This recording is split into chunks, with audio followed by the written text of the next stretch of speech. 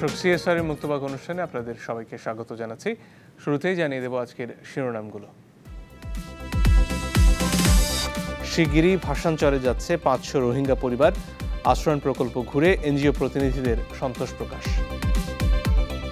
খুবই মনোরম পরিবেশ, একটা যথেষ্ট সিকিউর মনে হয়েছে আমাদের কাছে। শরণার্থীদেরকে রাখার জন্য এইভাবে একটা গভর্নমেন্ট করতে পারে, এটা আমাদের ধারণা ছিল না। করোনার টিকা বিনামূল্যে দেবে সরকার, মডার্নার ভ্যাকসিন 94% কার্যকারিতার দাবি। রঙের দোকান থেকে হঠাৎ করে আগুন মনে করছে আপনাকে হঠাৎ করে সরে গেল। দোকানদাররা কোনো মালই সরাইতে পারে না, যার ক্ষতির পরিমাণ হবে প্রায় 100 কোটি টাকা। আগুনে পড়ল গাজীপুরের কালিয়াকৈর বাজারের 1.5 শতাধিক দোকান, দিশেহারা ব্যবসায়ীরা।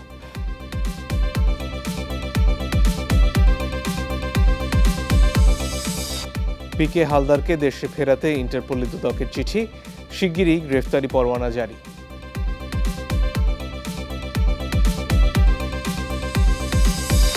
আয়কর রিটার্ন দেওয়ার সময় বাড়ল 1 মাস, করোনা পরিস্থিতি বিবেচনায় সিদ্ধান্ত, বলছে এনবিআর।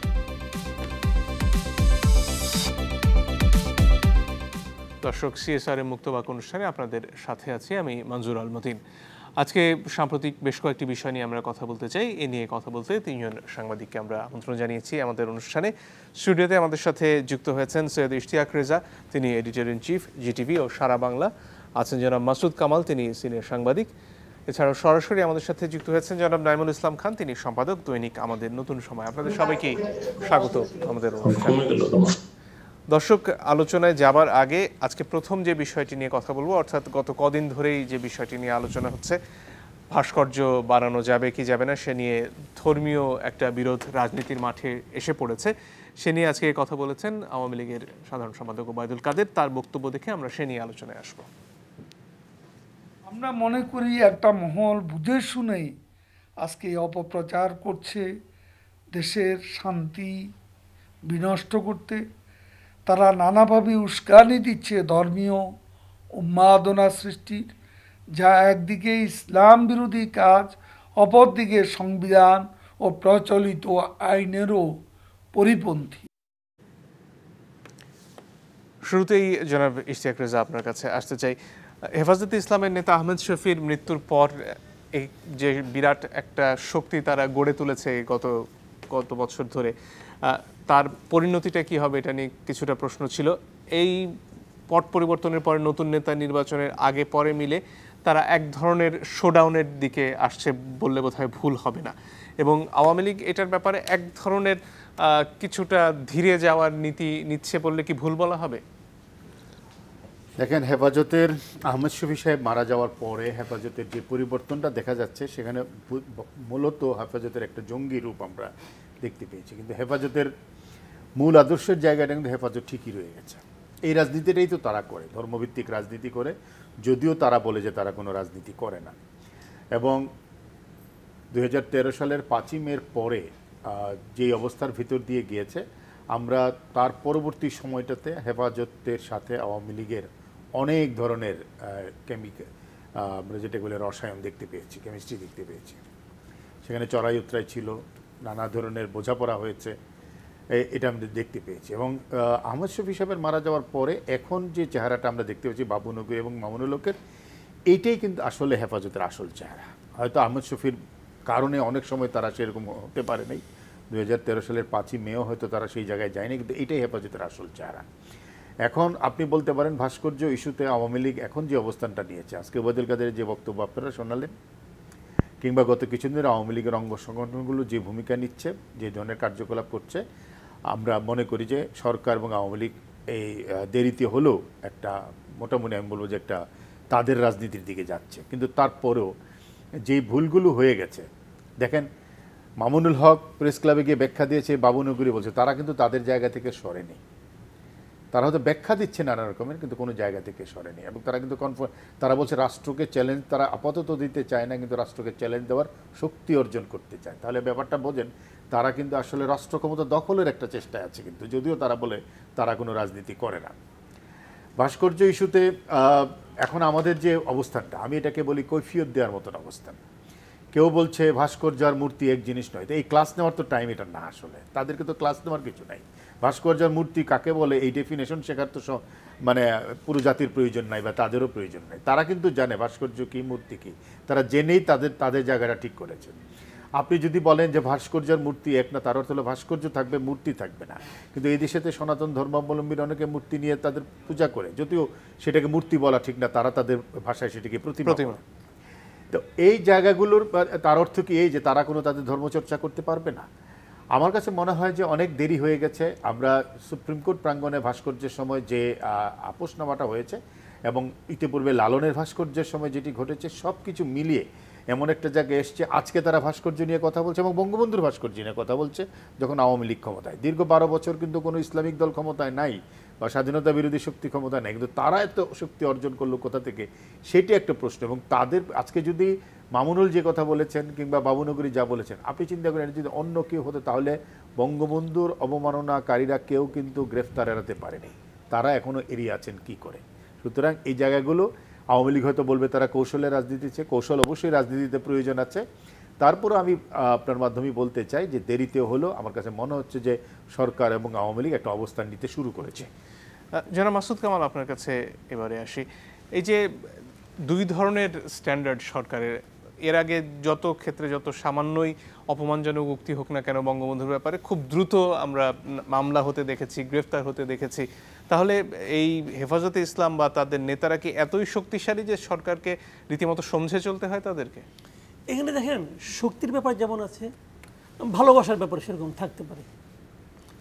আমি মনে করেন একই কাজ অপরাধ পাশের বাড়ির ছেলেটা করলে তাকে যেভাবে আমি দেখি, আমার নিজের ছেলে করলে ওইভাবে দেখি না, তো তাই না? ঘরের ছেলে হতেই পারে, এটা নিয়ে আমাদের তো খুব একটা আশ্চর্য হওয়ার কিছু নাই।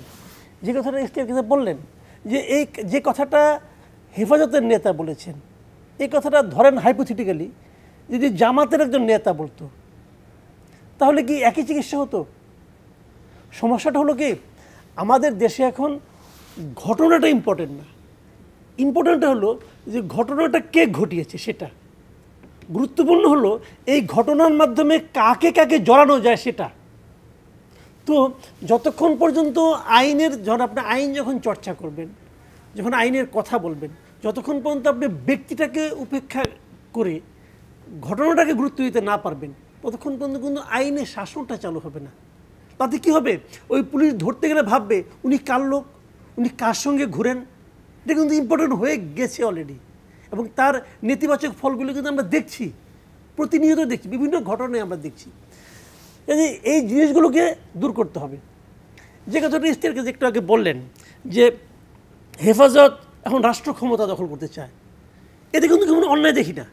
তারা রাষ্ট্র ক্ষমতা দখল করতেই পারে, রাষ্ট্র ক্ষমতা যে কেউ দখল করতে পারে, রাজনীতি করতেই পারে, এটা আমার কোনো আপত্তি নাই। আমার আপত্তিটা হলো তারা কি সংবিধান বিরোধী আচরণ করছে কিনা। তারা তো সংবিধান বিরোধী আচরণ করছে। আমাদের সংবিধানে কোথায় লেখা আছে, কোথায় লেখা আছে যে আপনি ভাস্কর্য বলেন, মূর্তি বলেন, পুতুল বলেন, যা কিছু বলেন, যে নামে আপনি অভিহিত করেন না কোনো, এটা বানানো যাবে না? আমাদের সংবিধানে কোথায় লেখা আছে? যখন তারা এইটার বলে এক ধরনের সামাজিক উত্তেজনা তৈরি করতে চায়, যখন আপনার সামাজিক মাধ্যমগুলো, মাননীয় প্রধানমন্ত্রী একটি ভাষণ থেকে উদ্ধৃত করেন, বলেন যে তিনি মদিনা সনদ অনুযায়ী দেশ চালানোর কথা বলেছিলেন এবং সেই অনুযায়ী চললে ভাস্কর্য করার সুযোগ নেই, এটা তাদের এখনকার যুক্তি। দেখেন, এখানে কিন্তু অনেকগুলি কথা আছে। মাননীয় প্রধানমন্ত্রী কোন প্রসঙ্গে কি টোনে কি বলেছেন সেটা এক জিনিস, ওটার মধ্যে কতটুকু রাজনীতি আছে, কতটুকু প্রশাসনিক সিদ্ধান্ত আছে, সেটাও এক জিনিস। কিন্তু আমি কিন্তু দেখবো ভাই, আমার কাছে কিন্তু মাননীয় প্রধানমন্ত্রীর চেয়েও বড় কিন্তু সংবিধান। আমি আমার সংবিধানটা দেখব। প্রধানমন্ত্রীর কথা অনুযায়ী আদালত চলবে? চলবে না তো। প্রধানমন্ত্রী আশা করতে পারেন, চলবে না। আদালত চলবে সংবিধান অনুযায়ী, আদালত চলবে আইন অনুযায়ী। তো আমার কথা হলো, এটা বাবুনগরী যে কাজটা করতেছেন এবং ওনার দল যা করতেছেন সেটা বেআইনি কাজ করতেছেন, দ্যাট ইজ ক্লিয়ার। এর মধ্যে আর কোনো আলোচনা নাই। কে কি বলেছেন না বলেছেন এবং কি বলাতে উনি কি বুঝেছেন সেটা কিন্তু আমার দেখার ব্যাপার না। আমি মনে করি ওনারা এটাকে কেন্দ্র করে বিভিন্ন সামাজিক মাধ্যমে যেরকম উত্তেজনা তৈরির চেষ্টা করছেন, এবং সামাজিক মাধ্যমে ওনাদের ভূমিকা কিন্তু খুবই ন্যাক্কারজনক। এবং সেগুলোকে আমি মনে করি বিবেচনায় নেওয়া আমলে নেওয়া উচিত। না, কেউ একটা যুক্তি দিতে পারে কোনো একটা ইস্যুতে, তারা কি বলে উপরে ফেলে বুড়িগঙ্গায় ফেলে, বুড়িগঙ্গায় ফেলে কতটা মাসল, কতটা বেশি শক্তি। এটা হয় না, এটা হয় না। এবং এটা আমি অবাক হয়েছি তারপরেও যে আজকে যে কথাটা আপনি একটু আগে আপনার ওবায়দুল কাদের সাহেব বললেন, এটাও তো আমি মনে করি যে খুবই নরম একটা কথা বললেন উনি। তবে এতদিন পরে ওনার কানে পানি ঢুকেছে। উনি বলছেন যে এটা হয় না এভাবে একটা মানে দেশে এসে মানে এটা করার পর আপনি দাবি করবেন আমরা দেশে আইনের শাসন কায়েম করেছি, হয় না, মিলে না। ধন্যবাদ। জনাব রাহিমুল ইসলাম খান, আপনার কাছে আসতে চাই। আওয়ামী লীগের এই মুহূর্তে হেফাজতে ইসলামের ওপর নির্ভরশীলতা কি এতটাই বেশি যে তাদেরকে আসলে কোনো ধরনের আইন প্রয়োগের মাধ্যমে তারা খেপিয়ে তুলতে চান না? ব্যাপারটা কি এরকম যে হেফাজতকে কোনোভাবে রাগিয়ে দিলে তাদের সমস্যা হবে, আওয়ামী লীগের সমস্যা হবে? জি, আপনাকে ধন্যবাদ। আমার ধারণা আওয়ামী লীগের রাজনীতির মূল শক্তি, মূল চিন্তা ভাবনার উৎস তো প্রধানমন্ত্রী শেখ হাসিনা, দলের সভানেত্রী। আপনারা খেয়াল করবেন, আমরা যে বলি আওয়ামী লীগ ধীরে চলনীতিতে গেছে, this is one way of explaining কেন তারা ডিলেড রেসপন্সে গেল। কিন্তু আমার তো ধারণা চিন্তা ভাবনা করে শেখ হাসিনার ইন্ডিকেশন না পাওয়া পর্যন্ত কেউই কিছু বলছিলেন না। সো শেখ হাসিনা যখন চিন্তা ভাবনা করে কিছু একটা এক্সপ্রেস করেছেন প্রত্যক্ষ পরোক্ষভাবে, তখন মোটামুটি দেখবেন এখন পাশাপাশি অনেকেই উদ্যোগী হয়েছে এবং মোটামুটি শক্ত অবস্থানের দিকে যাচ্ছে বলে মনে হয়। আর হেফাজতের পুরো বিষয়টা আমার ধারণা হেফাজতের মধ্যে একটা হেফাজত প্রবলভাবে প্রো বিএনপি ছিল, সঙ্গে জামাত। এখন যেটা চলতেছে এর মধ্য থেকে একটা অংশ, এবং সেই অংশটা যতটা বাড়ানো যায় তাদের প্রতি কিছুটা সফট থেকে যতখানি একটা ইয়াঙ্গার সংখ্যায় যদি সম্ভব হয়, সংখ্যাগরিষ্ঠ এইরকম কিছু মানুষকে হেফাজতের ভেতরেই একটা বিভক্তি সৃষ্টি করে তাদেরকে দুর্বল করা, এটা একটা কৌশল বলে আমার মনে হয়। কারণ উই হ্যাভ টু আন্ডারস্ট্যান্ড বাংলাদেশের প্রতিটি জিনিস। মানে আপনি কি বলছেন সরকারি হেফাজতের মধ্যে বিভেদ তৈরি করার চেষ্টা করছে? না, আমার ভাষাটা আমি বলি, মানে আমি ওই শব্দগুলি ব্যবহার করি। আমি বলেছি যে রাজনৈতিকভাবে হেফাজতের ভেতরে যারা উগ্রবাদী না, তরুণ, মুক্তিযুদ্ধ এবং মানে মনে করেন উদার গণতান্ত্রিক সহনশীল একটা পরিবেশের ব্যাপারে যারা আগ্রহী, এই মানুষগুলিকে চিহ্নিত করা এবং ওই উগ্রবাদী গ্রুপ থেকে তাদেরকে পৃথক করার জন্য একটা সময় এবং সহিষ্ণুতার আচরণ সম্ভবত শেখ হাসিনা পছন্দ করছেন। এবং এটা আমি বলছি এই জন্য যে আমাদের কিন্তু প্রতিটি ক্ষেত্রই ভাই, সাংবাদিকরা আমরা রাজনৈতিক স্রোতধারায় বিভক্ত। আমি অবশ্য এটাও বলে রাখি, সাংবাদিকতায় সহ বিভিন্ন জায়গায় কোনো দলের সাথে সরাসরি সম্পৃক্ত না তেমন মানুষও আছেন, কিন্তু মূলধারাটা দুইভাবেই বিভক্ত। এখন এই হেফাজত একটা বিশাল জাতীয় পর্যায়ের ইসলামী শক্তি, যারা কিন্তু মানে দুই ধারায় বিশ্বাসী বলে বিভাজনটা দেখা যায় না। এই বিভাজনটার শুরু হয় বেশ 2-3 বছর আগে, বিশেষ করে তাদের ওই ব্যর্থ অভ্যুত্থান প্রচেষ্টার পরে। তা আমার যেটা মনে হয় যে ওই দিন আপনি চিন্তা করে দেখেন যে তারা যখন ভাস্কর্যের ব্যাপারে বলতো, ইশতিয়াক রেজার আমি স্ট্যাটাসগুলিও খেয়াল করি, সব সময় চমৎকার এক্সপ্রেস করেন, আজকেও তিনি বলেছেন। তার সাথে তো একমত হতেই, মানে আমি সবসময় প্রায় একমত যে এই আলোচনাটা কিসের, ভাস্কর্য, মূর্তি, প্রতিমা এগুলি বুঝিয়ে বুঝিয়ে কতদিন। তা আমার কাছে মনে হয় আসলে ততদিন যতদিনে তাদেরকে সংখ্যায় কিছুটা দুর্বল করা না যায়। আপনি যে প্রশ্নটা তুলেছেন বা ইশতিয়াক রেজা এবং মাসুদ কামালও তুলেছেন, এই বিষয়ে বলেছেন যে কেন একই অপরাধের জন্য সকলের সাজা একই হয় না। তো এখানে কথা হলো তাদেরকে ভয় পাও, এটা প্রকৃত পক্ষে কিন্তু এক ধরনের সতর্কতা, এটা ভয় থেকেই আসে এই সতর্কতাটা। কারণ আপনি যদি তাদের জাতীয় পরিসরের শক্তি সামর্থ্যটা দেখেন, এটা কিন্তু উপেক্ষা করো না, এটা কিন্তু নুইসেন্স ভ্যালু আছে, একটা বিরাট নুইসেন্স ভ্যালু আছে। সুতরাং তাদের ভেতর থেকে আমিও মনে করি যতটুকু সম্ভব তাদের একটু শুভবুদ্ধির মানুষ, একটু উদার চিন্তা ভাবনা করার মানুষ, তরুণ প্রজন্মের মানুষ, যারা একটু মানে সারা বিশ্বের বিষয়াশয়গুলিও পর্যবেক্ষণ করে বোঝে, আমার ধারণা তাদেরকে একটু ধীরে ধীরে সুযোগ দেওয়া হচ্ছে, সুযোগ করে দেওয়া হচ্ছে, তারা যেন উপলব্ধি করে যে ওই সংকীর্ণতায় তারা থাকবে না।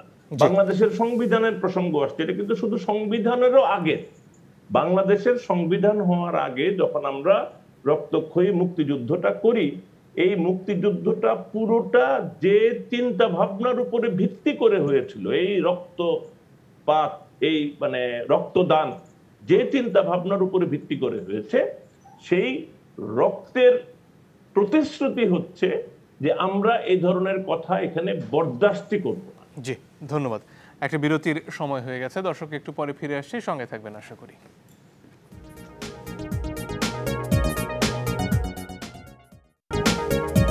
দর্শক আপনারা দেখছেন সিএসআর মুক্তবাক।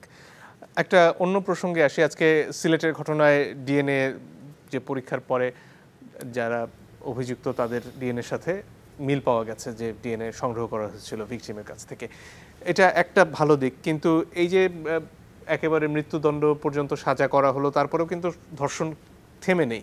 আসলে এই সমস্যাটার কি আদৌ কোনো সমাধান নেই, নাকি আমরা আস্তে আস্তে এভাবে ভুলে যাব যে এটা একটা স্বাভাবিক ঘটনা হতেই থাকবে? আমি বলবো জি না, ধর্ষণ কমে যাওয়ার তো কোনো লক্ষণ নেই, আপনি ঠিকই বলেছেন। এবং ফাঁসি হলেই, ফাঁসি পর্যন্ত নিয়ে যেতে পারলে সর্বোচ্চ শাস্তি যে ধর্ষণ কমে যাবে সেটাও না। ধর্ষণ কমার জন্য যেই ধরনের সমাজ নির্মাণ করা প্রয়োজন সেটা আমরা তো নির্মাণ করতে পারিনি আমরা। এবং যেই ধরনের ঘটনাগুলো ঘটেছে, যে ঘটনার রেফারেন্স আপনি দিলেন সেটি হলো সিলেটের এমসি কলেজের ঘটনা।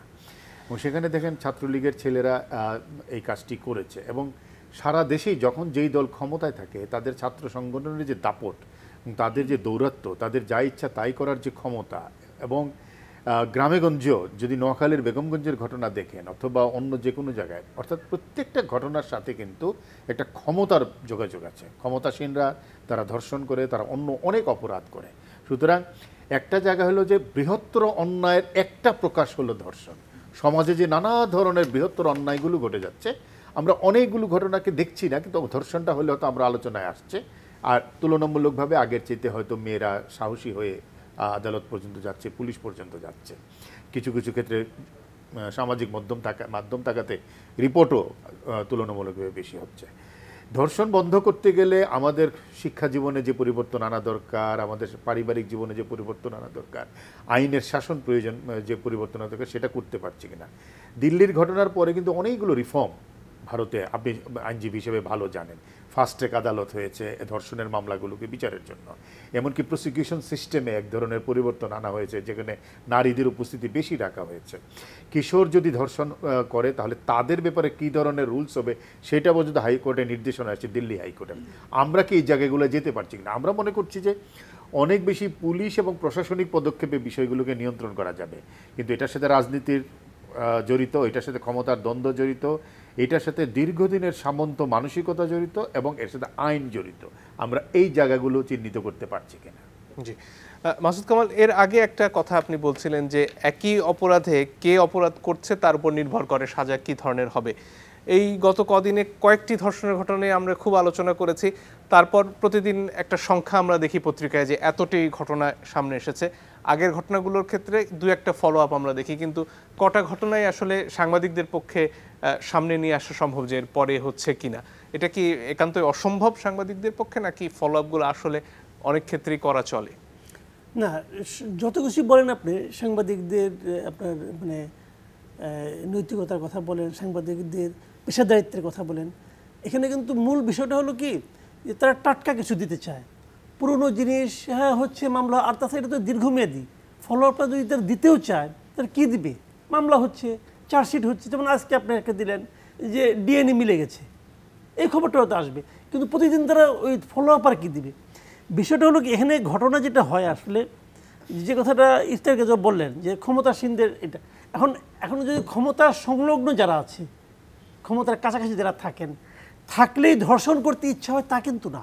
বিষয়টা কিন্তু ওই যে মানসিকতা চেঞ্জ হয়, ওখানে কিন্তু ঘটনা তা না, তাদের মধ্যে এক ধরনের ধর্ষকামী মনোভাব তৈরি হয়, বৃহত্তর অন্যায়গুলো করতে থাকে, তখন এটাও যুক্ত হয়। এটা মূল ঘটনাটা হলো এখানে, সে ব্যাক অফ হিজ মাইন্ড সে একটা ভাবে যে আমি বোধহয় যদি হাতে নাতে ধরা না খাই আমার কিছু হবে না, কারণ আমার সঙ্গে আমার একটা বড় ভাই আছেন, আমার সঙ্গে ক্ষমতা আছে, আমার সঙ্গে সরকারি দল আছে, এটা একটা আমাদের মাথায় কাজ করে যে হাতে নাতে ধরার কয়জন খায়। এমসিগুলো যে ঘটনা তো একবার ধরা পড়ছে, তাই না, ওগুলো তো অনেক কিছু ঘটে যায়, বহু আগে থেকে তো ছোট ছোট ঘটনা আমরা শুনে আসছি নানা রকম ভাবে, যেটা হাতে নাতে ধরা পড়ে যায় সেটা নিয়ে আলোচনাটা কিন্তু হয়। আর যেগুলো হাতে নাতে ধরা না পড়ে এবং তারা ভাবে এই জিনিসটাই যে 10 জন করেছে, একজন ধরা পড়েছে, এই একজন তো আমি নাও হতে পারি। আর এমনি সাধারণত এই লোকটা যে থানায় যে মামলা করবে কি করবে, আমার সঙ্গে এমপি সাহেব আছে, আমার সঙ্গে দলের সভাপতি আছে, বেগমগঞ্জের ঘটনা তো সে ধরা দিল, নিজে ভাইরাল করে। হ্যাঁ, সে যদি ভিডিওটা ভাইরাল না হতো তাহলে তো একই ঘটনা হতো। কিন্তু ঘটনাটা বহুদিন পরে ঘটনা হলো এখানে, ওই যে কথাটা আগেও বললাম, আপনিও বললেন যে আসলে ঘটনাটা কিন্তু ইম্পর্টেন্ট আমাদের এখানে। এটা হয় কখন, সমাজে যখন মনে করেন আপনার বিচারের যে কালচারটা, সেই কালচারটা যখন মুখ চিনে চিনে হয় তখন এই সমস্যাটা হয়। যখন নাকি এই অপরাধীরাই ক্ষমতায় চলে আসে তখন এই সমস্যাগুলি হয়। এমপি ধরা পড়ে যায় মানব পাচারের ঘটনায়, এমপি ধরা পড়ে যায় বিদেশে জেলে থাকে এমপি। তো এই ঘটনাগুলি কি আমাদের জন্য সম্মানজনক? সম্মানজনক তো না। একজন ধরা পড়ছে, ভালো মতো খুঁজেন না, দেখেন আর কত পাবেন, পাবেন তো। তো এটা তো হচ্ছে সোসাইটিতে। তো এখন এইগুলিকে আপনি একদিকে এনকারেজ করবেন, একদিকে উৎসাহ দিবেন যে ঠিক আছে তুমি আসো আমার দলে, তোমার টাকা আছে তুমি আসো। তারপর আবার আশা করবেন যে না আমাদের সমাজটা একদম যারা জনপ্রতিনিধি তারা একদম জনগণের কথা বলবেন। এই দুটো একসঙ্গে হয় না। জি, জনাব নাইমুল ইসলাম খান, আপনার কাছে ফিরে আসি। তাহলে এই যে মুখ চিনে আইন প্রয়োগের যে কথাটা এইমাত্র জনাব মাসুদ কামাল বলছিলেন, সেটাই কি এই সবগুলো সমস্যার মূলে?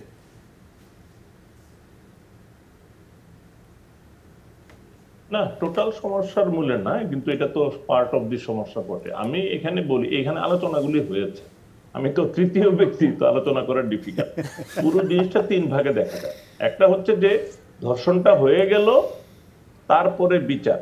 সেই বিচারের ক্ষেত্রে ধরেন আমি যে ফাঁসির দণ্ড এখানে যুক্ত করা হলো, এটার উপকারিতা হলো যে যতটুকু বিচারে আসে তার মধ্যে কিছু ন্যায় বিচার পাওয়ার চান্সেস তৈরি হয়। কিন্তু সেটা পার্সেন্টেজ কি? সেটা হলো ওই, আমি যদি মাসুদ কামালের পার্সেন্টেজটা ধরি যে 10%, এখন ওই 100টা ঘটনার মধ্যে মাত্র 10টা ঘটনা নিয়েই মিডিয়া একটু তোলপাড় করতে পারে। যে ঘটনায় মিডিয়া এবং সিভিল সোসাইটি, সোশ্যাল মিডিয়া সহ নানান ফোরামে অ্যাক্টিভ হয়, সেটার বিচার হওয়ার chances higher. This is what we see. এটা গেল ঘটনার পরে। ঘটনার আগে আবার 2টা স্তর। একটা হচ্ছে যে সামগ্রিকভাবে ধর্ষকামী যে মন মানসিকতা তৈরি না হওয়ার জন্য সমাজ নির্মাণটায় আমাদের লেখাপড়া, পারিবারিক সংস্কৃতি, সামাজিক সংস্কৃতি, অনেক রাজনৈতিক আবহ, সমস্ত কিছু যেটা ইস্টেক রেজা মেনশন করেছে। ইন বিটুইন আরেকটা আছে, আরেকটা হলো ঠেকানো। ধরেন একজন কেউ আরেকজনকে মানে অ্যাবিউজ করার জন্য এসেছে, তখন পাশের কেউ তাকে বাঁচানোর চেষ্টা করে না। এটা কেন? ঠেকানোর চেষ্টা করে না, এটা কেন? এটা হলো এই জন্য যে বাংলাদেশ রাজনৈতিকভাবে, এটা কিন্তু আওয়ামী লীগের প্রবলেম না শুধু, এটা হলো যে আমাদের এখানে মানে বহু দলীয় শক্তিশালী রাজনৈতিক পরিস্থিতি এখন নাই। না থাকার কারণে সবাই এখন আওয়ামী লীগ, আমরা সবাই এখন আওয়ামী লীগ। আওয়ামী লীগের কেউ যদি অপরাধটা করে, এটা তাৎক্ষণিকভাবে ঠেকানোর জন্য পাশের রুমের কেউ হেল্প করতে আসবে না, এই সাহসই সে করবে না। এই সাহস হয় কখন? এই সাহস কেউ পাবে কখন? যখন সমাজে কিছু ব্যালেন্স থাকে, যে আরেকটা দল আছে, আরেকটা গ্রুপ আছে যারা এই সময় রেসপন্ড করবে, প্রিভেন্ট করতে দৌড়ে আসবে।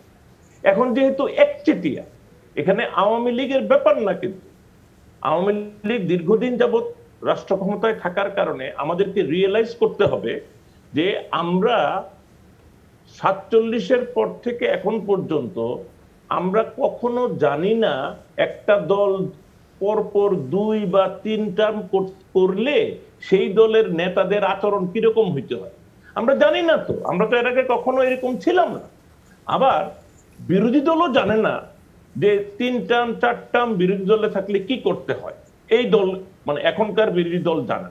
তো এই যে সংকটটা, এই সংকটের কারণে যে একচেটিয়াত্ব প্রতিষ্ঠিত হয়েছে, এর ফলে এই মধ্যবর্তী সমস্যাটা আমাদের মধ্যে প্রবল, যে কেউ কাউকে বাঁচাতে আসে না। আপনি দেখেন না, আপনি এক একটার কথা মনে করেন, প্রত্যেকটা ঘটনার কাছাকাছি মানুষ ছিল, কেউ বাঁচাতে আসে নাই, পরে আসে, কেউ কেউ সাক্ষ্য দিতে আসে, কেউ হয়তো আসে না। সুতরাং এটার সমাধান আছে বলে আমি মনে করি না, কিন্তু as a member of the media অথবা সিভিল সোসাইটি আমাদের দায়িত্ব হলো এটা নিয়ে সারাক্ষণ কথা বলার চেষ্টা করা। মাসুদ কামাল যে বললো ধরেন শারমিন রিনভি, ফলো আপ কতক্ষণ করবেন আপনি?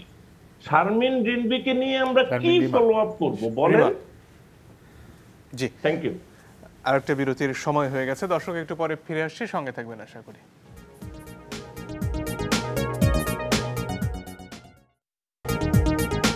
দর্শক আপনারা দেখছেন সিএসআর মুক্তবাক। ফিরে আসবো জনাব নাঈমুল ইসলাম খান আপনার কাছে। আরেকটা প্রসঙ্গে আসতে চাই, সেটা হচ্ছে নিশ্চয়ই খেয়াল করেছেন পুলিশের মধ্যে ডোপ টেস্ট হচ্ছে, কারণ পুলিশের ঊর্ধ্বতন কর্তৃপক্ষের ধারণা হয়েছে নানানভাবে মাদকের সাথে পুলিশ জড়িয়েছে এবং বেশ কজনের এখন পর্যন্ত সাজাও হয়েছে। এটাকে কি আপনি খুব ইতিবাচক হিসেবে দেখবেন? জি, আপনাকে ধন্যবাদ। আমি এই প্রসঙ্গে যাওয়ার আগে আমার ইতিপূর্বে বক্তব্যে একটা মারাত্মক ত্রুটি হয়েছিল, আমি নাম বিভ্রাট করে ফেলেছিলাম। আমি ওই হত্যাকাণ্ডের বিচার হয় না এই উদাহরণ দিতে গিয়ে আমি বলবো সাগর রুনি, কিন্তু মুখে ফসকে এসে গেল শারমিন রিন। আমি অত্যন্ত দুঃখিত। তো ডোপ টেস্টের বিষয়টা হচ্ছে, পুলিশ টেকনোলজিটা পেয়েছে অতি সম্প্রতি, কিন্তু আমি মনে করি না যে সমস্যাটা সাম্প্রতিক, সমস্যাটা দীর্ঘকালীন, এবং এগুলি নিয়ে পত্রপত্রিকায় রিপোর্টিং, এমনকি টেলিভিশনেও এই সমস্ত বিষয়ে প্রচুর রিপোর্টিং হয়েছে, যে শুধু মাদক আসক্তি বা মাদক গ্রহণ নয়, মাদক ব্যবসার সাথেও তাদের কারো কারো যুক্ত থাকার অভিযোগ আমরা বিভিন্ন সময় পেয়েছি পত্রপত্রিকার মাধ্যমে। সুতরাং পুলিশের যে এখন উদ্যোগ, এই উদ্যোগটাকে আমি শুধু স্বাগত জানাই না, আমি মনে করি এটা এক্সপ্যান্ড করা উচিত। তারা সম্ভবত ড্রাইভারদের জন্য, মানে ট্রাক বাস চালকদের জন্য বা অন্যান্য গাড়ির চালকদের জন্য এই ডোপ টেস্টার ব্যবহার করছে এবং এটা বাড়াবে।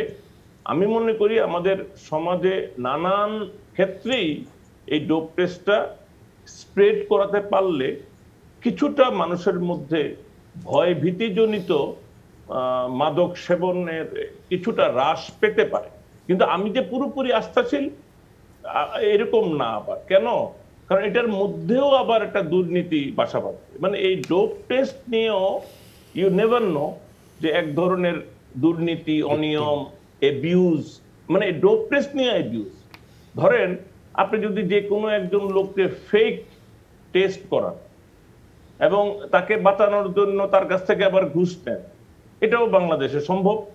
আবার আপনি যদি কাউকে ছাড়িয়ে দিতে চান, ধরতে না চান, আপনি তাকে বাঁচিয়ে দিতে পারবেন। মানে আমাদের আসলে যখন যে আইন হয়, যখন যে নতুন টেকনোলজি ইউজ করা হয়, এটা দুইটা দিকই আসলে আসতে থাকে। এটার একটা ইতিবাচক দিক, সঙ্গে সঙ্গে এটার একটা নেতিবাচক দিক। কারণ এগুলির ইম্প্যাক্ট তো ভাই নির্ভর করে এটা পরিচালনা করে কে, তার উপরে। তো পরিচালনা করে তো মানুষ। তো ওই মানুষটা যদি দুষ্ট হয়, এই টেকনোলজিটাও দুষ্ট কারণ হয়ে যাবে আমাদের জন্য। সুতরাং আমি সামগ্রিকভাবে আমাদের যে সিস্টেমের সততা, এখন এইগুলির আলোচনায় আগের আলোচনার সাথেও এটা সম্পর্ক আছে।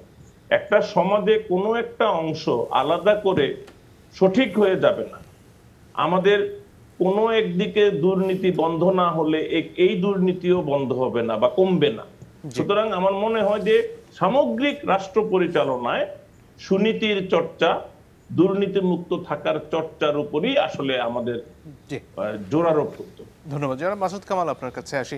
কক্সবাজারে আমরা দেখলাম যে এই ঘটনা, এর সাথে ক্রসফায়ার মিলিয়ে, মাদক মিলিয়ে পুরো একটা জেলার পুলিশের সব সদস্যকে বদলিও করা হলো।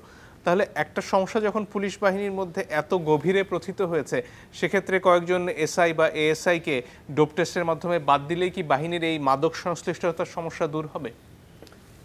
দেখেন, এটা তো আসলে নাইম ভাই কিন্তু সব বলেই দিয়েছেন বেসিক্যালি, যে আপনি এটার কোনো কিন্তু আপনার শর্টকাট কোনো পথ আসলে নাই। কিন্তু আমাদের যে আলোচনাগুলি বারবার হচ্ছে, যে যদি আপনার একটা অপরাধের যদি আপনার মনে করেন মানে একদম দৃষ্টান্তমূলক শাস্তি না হয়, এবং যে মানুষটা সে আইনটা প্রয়োগ করছে তার মধ্যে যদি সেই নৈতিক চেতনা বোধটা জাগ্রত না থাকে, তাহলে এগুলি হতেই থাকবে। কিন্তু আপনি বিচ্ছিন্নভাবে শাস্তি দিয়ে কিন্তু আপনি বিচ্ছিন্নভাবে কিছু কিছু থামাতে পারবেন, কিন্তু যখন আপনি সামগ্রিক চিন্তা করবেন, যে কথাটা আপনি যে আশাটা আপনি করছেন যে সামগ্রিকভাবে ঠিক হবে কিনা, এটা তো হওয়ার তো কোনো কারণ নেই। আপনি পুরো জায়গায় মানে তবে একটা জিনিস কি পজিটিভ দিক কিন্তু একটা আছে, একদম নাই আমি তা বলবো না। পজিটিভ দিকটা কীরকম, যে দেখেন সমাজে মাদক আছে, সব জায়গায় আছে, পুলিশের মধ্যে নাই। এই ধরনের একটা ভাবনা তো এই টেস্ট করা আগ পর্যন্ত প্রচলিত ছিল, যে তাদের টেস্ট করা লাগবে না, কারণ তারা তো মাদক ধরে। হ্যাঁ, তো সেটা তো দূর হয়েছে। এটুক তো বলা হয়েছে, এটুক তো তোমাকে তারা নীতিগতভাবে স্বীকার করে নিয়েছেন যে না, আমাদের মধ্যে ঝামেলা থাকতে পারে। তো আমার রিকোয়েস্ট হলো কি, আপনাদের মধ্যে সব ঝামেলাই থাকতে পারে, খালি মাদকের কেন, অন্য ঝামেলাও থাকতে পারে। ডোপ টেস্ট হচ্ছে, এখন যদি কোনো একটা ম্যাজিক পাওয়া যেত মোবাইলের মতো, যে করাপশন টেস্ট হলে ভালো, তো খারাপ কি? তো সব কিছু হতে পারে, কারণ একটা সমাজের মধ্যে অন্য অন্য সমস্ত প্রফেশনকে আপনি সন্দেহের চোখে দেখবেন, একটা নির্দিষ্ট পেশাকে দেখবেন না, অথচ জনগণ ওই পেশাটাকে সবচেয়ে বেশি সন্দেহের চোখে দেখবে। এটা একটা কেমন হয়ে গেল না? কাজেই মানে এটা বরঞ্চ আমি মনে করি যে মানুষের যে চিন্তা, মানুষের যে তারই প্রতিফলন ঘটছে এখানে, এবং আমি চাইবো যে এই প্রতিফলনটা আরও বিস্তৃতি লাভ করুক, অন্য অন্য ক্ষেত্রেও আসুক, সততার দিক দিয়ে, নৈতিকতার দিক দিয়ে, দায়িত্ব পালনের দিক দিয়ে, সমস্ত ক্ষেত্রে টেস্টগুলি চলতে থাকুক। এই টেস্টগুলো যত ধারাবাহিকভাবে চলতে থাকবে, যত দীর্ঘ সময় ধরে চলতে থাকবে, তত ধীরে ধীরে আস্তে আস্তে রিফাইন হবে। একদিন আপনার হুট করে সমাধান পাবেন না। তবে আমি এই জন্য আমাদের বর্তমান যিনি আইজি আছেন, নিশ্চয়ই ওনারই এটা মানে পদক্ষেপ হয়ে থাকবে। যদি হয় আমি ওনাকে ধন্যবাদ দেবো, এবং ওনার কাছ থেকে আমি আশা করবো উনি এই ধরনের আরও কিছু ইনোভেটিভ কিছু আইডিয়া ওনার মানে আপনার এই প্রতিষ্ঠানকে দুর্নীতিমুক্ত এবং সমস্ত দিক দিয়ে জনগণের কাছে আপনার আরও আস্থাশীল করার জন্য উনি গ্রহণ করবেন, এটাই প্রত্যাশা করব। ধন্যবাদ। জনাব ইশতিয়াক রেজা, আপনার কাছে ফিরে আসি। এই যে একটু আগে জনাব নাইমুল ইসলাম খান বলছিলেন যে এটা শুধুমাত্র পুলিশের মধ্যেও না, এর বাইরেও ছড়ানো সরকারের এক ধরনের পরিকল্পনা রয়েছে, এবং ছড়িয়ে দিলে হয়তো গোটা সমাজে মাদক নিয়ন্ত্রণে এটার একটা ভূমিকা থাকবে। একদিন আমরা দেখতাম যে পুলিশ মাদকের মামলা দিচ্ছে, অনেক ক্ষেত্রে আমরা সময় টেলিভিশনের একজন সাংবাদিককেও দেখেছিলাম, তাকে গ্রেফতার করার পর পকেটে মাদক দিয়ে দেওয়া হয়েছিল। সেটাও বেশ একটা পুরনো চল। একদিকে এই চল, এর পাশাপাশি ডোপ টেস্টিং, সেটাও কতটুকু আসলে আমাদের যে অবকাঠামো রয়েছে সেখানে নির্ভুলভাবে এবং সৎভাবে করা সম্ভব? পুলিশের ডোপ টেস্ট কিন্তু বাংলাদেশে নতুন শুরু হলো, এটা কিন্তু সারা পৃথিবীতেই আছে। 21শে নভেম্বরের পত্রিকা যদি দেখেন, আপনি দেখবেন যে পাঞ্জাবের পুলিশ, ভারতের 26 জন পুলিশকে রাস্তায় হঠাৎ করে সারপ্রাইজ টেস্ট করা হয়েছে, এবং এর মধ্যে 15 জনেরই পাওয়া গেছে মাদকে। বোস্টনেও কিন্তু সম্প্রতি আমরা একটা নিউজ দেখেছি যে সেখানেও পুলিশের ভিতরে মাদক গ্রহণের প্রবণতা। ডোপ টেস্ট কিন্তু আমেরিকাতে কমন, এবং আমেরিকান পুলিশ এটা করতেই হয়, তাদের মাঝে মধ্যে এটা করা হয়। তার অর্থ হলো যে পুলিশ সহ এই ধরনের কাজকর্ম যারা করেন তাদের কিন্তু এটার মধ্যে এক্সপোজ হওয়াটা সহজ, কারণ তারা এটা নিয়ন্ত্রণ করতে গিয়ে তারা নিজেদের মধ্যে এটার আকৃষ্ট হয়ে যেতে পারেন। এবং গণমাধ্যমে কিন্তু বাংলাদেশে বহুবার রিপোর্ট হয়েছে যে মাদকদ্রব্য নিয়ন্ত্রণ অধিদপ্তর এবং পুলিশের সহযোগিতায় মাদক ব্যবসাগুলো আসলে চলে।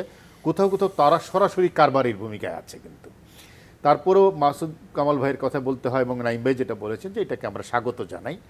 সম্প্রতি আপনি দেখেছেন ঢাকায়, এটার কেমিক্যালটার নাম আমার মনে নাই, ইয়াবার চাইতেও ভয়ঙ্কর মেথামফেটামিন বলা হচ্ছে, তার একটা কারখানা পাওয়া গেছে জিকাতলাতে।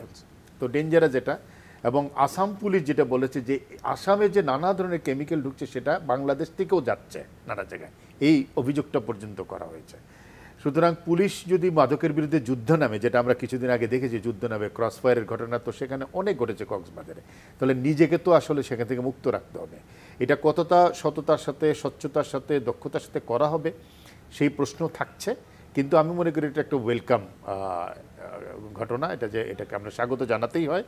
এবং এটা করতে গিয়ে আমরা যেন আবার কাউকে ভিকটিমও করে না ফেলি, যেটা নাইম ভাই বলছিলেন। আমরা তো যে কোনো কিছুই শেষ পর্যন্ত একটা হলো আমাদের ভিকটিম ব্লেমিং আছে, আর একটা হলো ভিকটিম ক্রিয়েশন আছে। মানে আমরা যদি ভিকটিম ক্রিয়েট করতে থাকি তাহলে কিন্তু দেখবেন যে আলটিমেটলি এর উদ্দেশ্যটা নষ্ট হয়ে যাবে। আমি বরং একটা সাজেশন করতে চাই, সেটা হলো মাদকদ্রব্য নিয়ন্ত্রণ অধিদপ্তরের কর্মকাণ্ডকে সংকুচিত করে অনেক বেশি পুলিশি করে ফেলা হয়েছে মাদক বিরোধী কর্মকাণ্ডকে। এইখান থেকে পুলিশকে সরিয়ে আনা প্রয়োজন। পুলিশের কাজ মূলত আইন শৃঙ্খলা রক্ষা করা, এবং আইন শৃঙ্খলার একটা পার্ট হয়তো মাদককে নিয়ন্ত্রণ করা হতে পারে, কিন্তু যাদের কাজ এটা করা সেটা কেন তারা করে। আরেকটা হলো আমাদের পুলিশ ক্রমেই একটা বাহিনীতে পরিণত হচ্ছে। 3 স্টার জেনারেল, অমুক তমুক পুলিশের সুবিধা, আমরা বারবার তাকে বাহিনী বাহিনী বলছি। পুলিশ তো বাহিনী না, পুলিশ তো একটা সেবা সংস্থা। আমরা যেন সেই জায়গাটা ভুলে না যাই। আমরা যদি বাহিনীর কালচার তার মধ্যে ঢুকাইতে থাকি তাহলে কিন্তু সে ক্রমেই জনবিচ্ছিন্ন হতে শুরু করবে। আমাদের মনোজগতেও কিন্তু পরিবর্তন আনা প্রয়োজন। গণমাধ্যমের জায়গায়, বুদ্ধিজীবীদের জায়গায়, নাগরিক মানুষের জায়গায় আমরা অনেক বেশি পুলিশকে বাহিনী হিসেবে দেখতে শুরু করেছি, হয়তো রাষ্ট্র দেখতে শুরু করেছে। পুলিশ তো বাহিনী নয় আসলে। পুলিশ জনগণের ভিতরে গড়ে ওঠা জনগণের একটি সেবা সংস্থা। সেইখানে নানা ধরনের অপরাধী ঢুকে যেতে পারে, কিন্তু সেটার কিন্তু ফিল্টারটা হওয়া প্রয়োজন। দেখেন, প্রসঙ্গক্রমে আসতে হয় এই জায়গাটায়। সিলেটে রায়হান হত্যা মামলার পরে পুলিশের যে একজন এসআই আকবর, তিনি পুলিশি হেফাজতে ছিলেন, সেখান থেকে তিনি কিন্তু পালিয়ে গেছেন। তাকে পরে জনতা ধরে পুলিশের কাছে দিয়েছে। নীতি নৈতিকতার জায়গাটা এতটাই ভয়ঙ্কর যে একটা লোককে ধরে এনে 10,000 টাকা কিন্তু মেরেছে, মিথ্যা গল্প সাজিয়েছে, যেটা পরবর্তীতে প্রমাণিত হয়নি। পুলিশের হেফাজত থেকে বেরিয়ে গেছে সে, এবং সে যেটা বলেছে যে আমাকে সিনিয়র পুলিশ কর্মকর্তারা বলেছেন তুমি পালিয়ে থাকো, 2 মাস পরে ধরবো। এইটার মাধ্যমে কিন্তু আমি বলছি এটা একটা বিচ্ছিন্ন ঘটনা, কিন্তু এটার মাধ্যমে এই বাহিনীর কিন্তু বলে না টিপ অফ আইসবার্গ, এটার মাধ্যমে একটা সংস্থার ভেতরের তার সদস্যদের নৈতিক অবস্থানটাও কিন্তু তুলে দেবে। এই ডোপ টেস্টও কিন্তু তাই। সুতরাং এখানে কিন্তু শুধুমাত্র প্রশাসনিক ব্যবস্থা না, ওরিয়েন্টেশনগত কি পরিবর্তন আনা যাবে এই সেবা সংস্থা, সেটাও কিন্তু চিন্তা করা নিশ্চয়ই। আজকের মতো সময় ফুরিয়ে গেছে। আপনাদের তিনজনকে অসংখ্য ধন্যবাদ আমাদের সময় দেবার জন্য। দর্শক, ধন্যবাদ আপনাদেরকেও। বিদায় নিচ্ছি আজকের মতো।